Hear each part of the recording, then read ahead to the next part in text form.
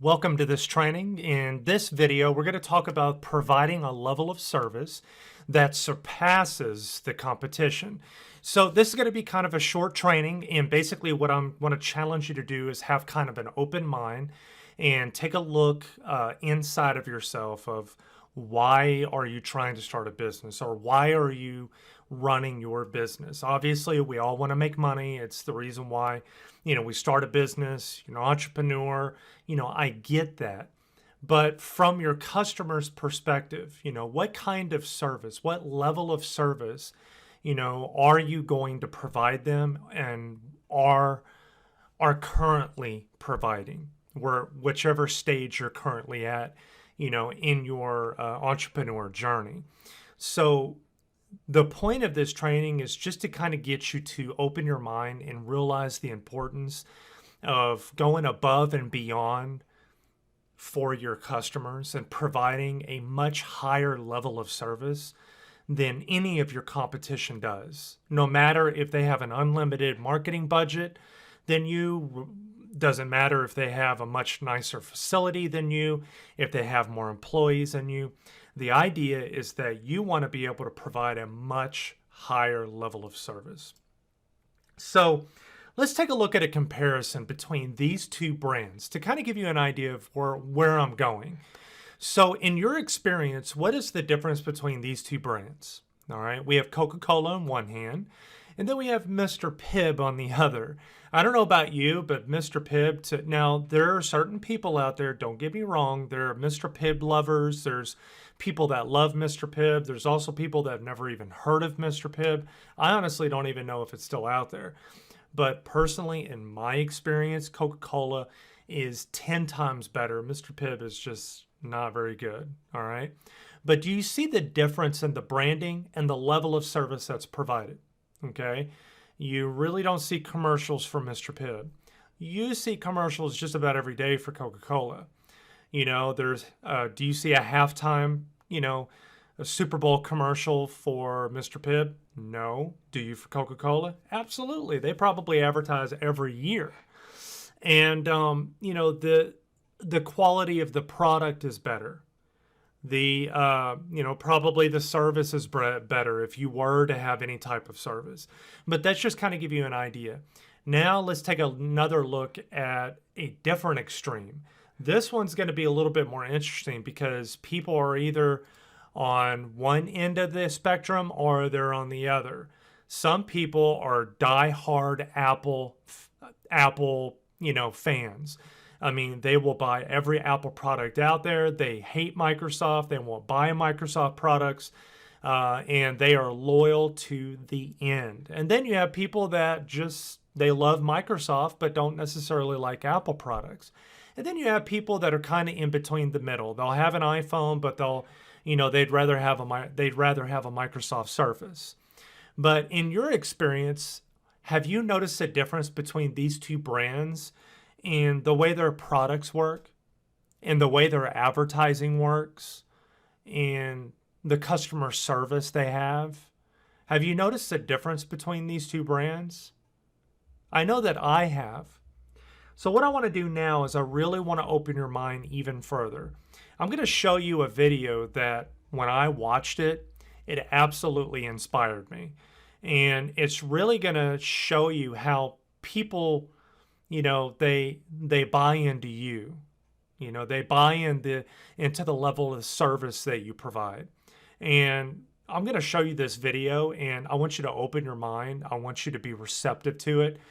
Because it's really going to kind of open your eyes. And it's a TED Talks video. And what I did was I broke it down. It's like an 18-minute video, but I broke it down and I edited it down to about 5 minutes so that it's not taking up too much of your time. Go ahead and watch this.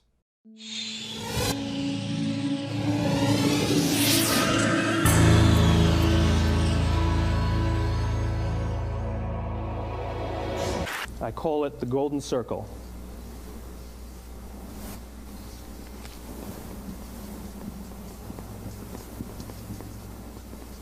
Why, how, what? This little idea explains why some organizations and some leaders are able to inspire where others aren't. Let me define the terms really quickly. Every single person, every single organization on the planet knows what they do, 100%. Some know how they do it, whether you call it your differentiating value proposition or your proprietary process or your USP. But very, very few people or organizations know why they do what they do. And by why, I don't mean to make a profit. That's a result. It's always a result. By why, I mean what's your purpose? What's your cause? What's your belief? Why does your organization exist? Why do you get out of bed in the morning? And why should anyone care? Well, as a result, the way we think, the way we act, the way we communicate is from the outside in. It's obvious. We go from the clearest thing to the fuzziest thing. But the inspired leaders and the inspired organizations, regardless of their size, regardless of their industry, all think, act, and communicate from the inside out. Let me give you an example. I use Apple because they're easy to understand and everybody gets it. If Apple were like everyone else, a marketing message from them might sound like this. We make great computers. They're beautifully designed, simple to use, and user-friendly. Want to buy one? Meh.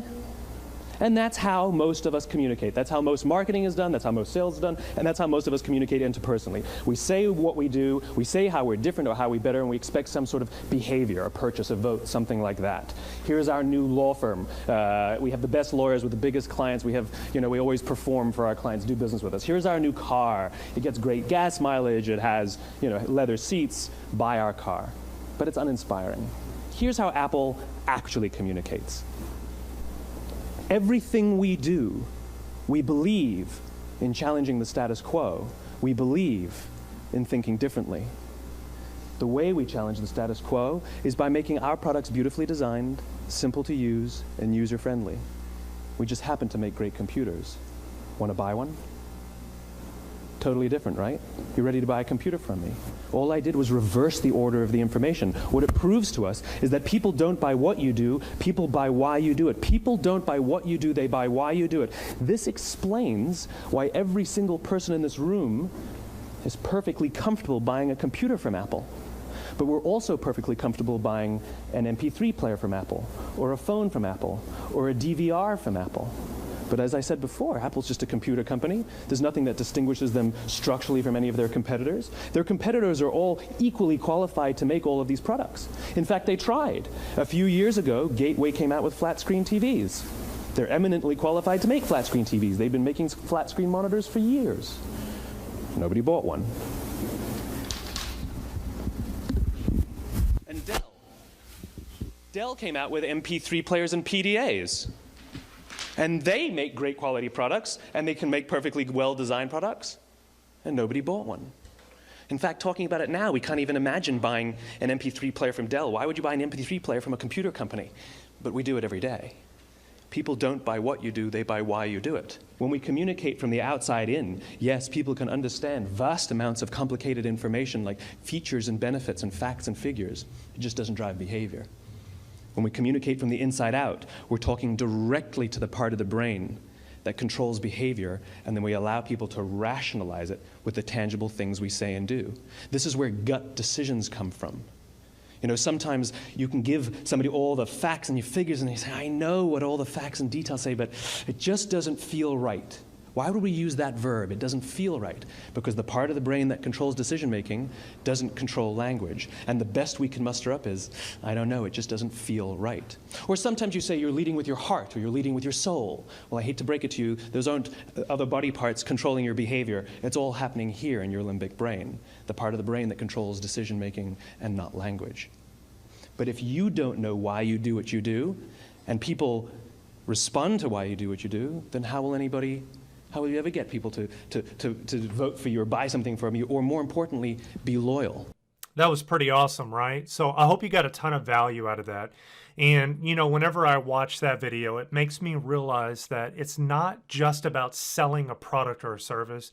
Really, it's about providing a much higher level of service and being different than everybody else out there that could be selling the same product or the same service.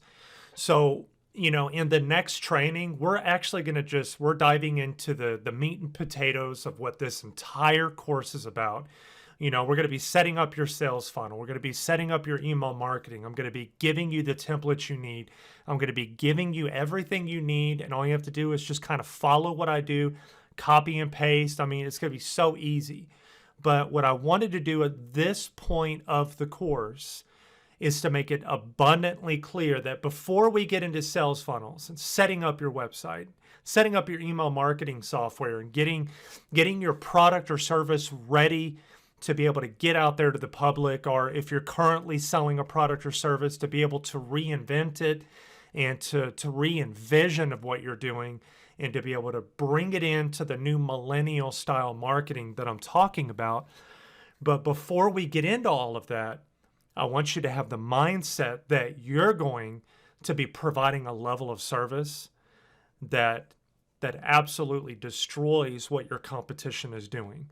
Because it's not about outdoing your competition. It's about providing a better quality of service. So I'll see you guys in the next video.